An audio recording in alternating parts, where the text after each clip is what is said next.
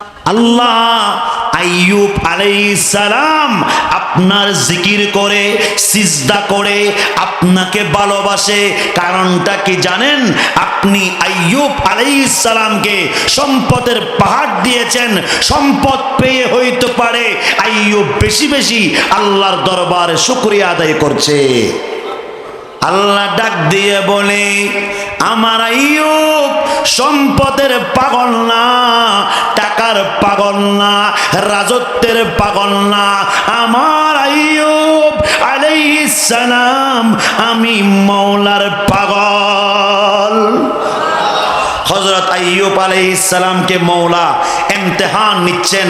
এখন প্রশ্ন রাখতে পারেন, আপনার উপরও পরীক্ষা আছে, আমার উপরও পরীক্ষা আছে, হুজুরদের উপরও পরীক্ষা আছে, doctor, lawyer, advocate, principal, great মুফতি ওনাদের উপরও পরীক্ষা আছে।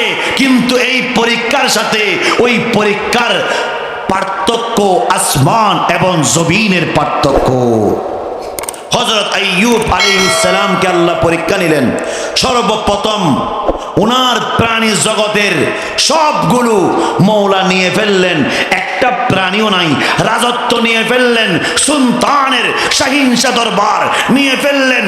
দেখা যায় হঠাৎ করে আইয়ুব আলাইহিস সালামের বাগানে আগুন এসে সব কিছুকে ধ্বংস করে দিল।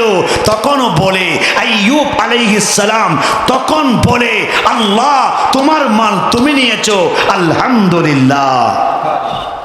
এখন প্রশ্ন রাখতে পারেন, ও বাবা, আপনার ঘরে যদি আগুন ধরে পাগলের মতো হয়ে যাবেন।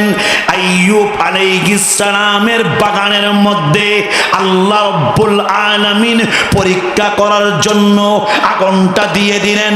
এদিকে হাইওয়ান, প্রাণী জগৎ, উট, গরু, দুব্বা, মহিষ সবগুলো আল্লাহ নিয়ে নিলেন। আইয়ুব বলে সবর সবর, ইন্নাল্লাহা মা'আস সাবিরিন। সুবহানাল্লাহ। এদিকেও সবর, ওদিকেও সবর। আল্লাহ কুদরতের চোখে দেখলেন শয়তানকে ডাক দিয়েছে, ও শয়তান, ইবলিস শয়তান, শুনে রাখ, দেখে রাখ, আমার আইয়ুবের সব সম্পত্তি নিয়ে ফেললাম। এখনো আমার আইয়ুব বলে মওলা তোমার দরবারে শুকরিয়া, আলহামদুলিল্লাহ।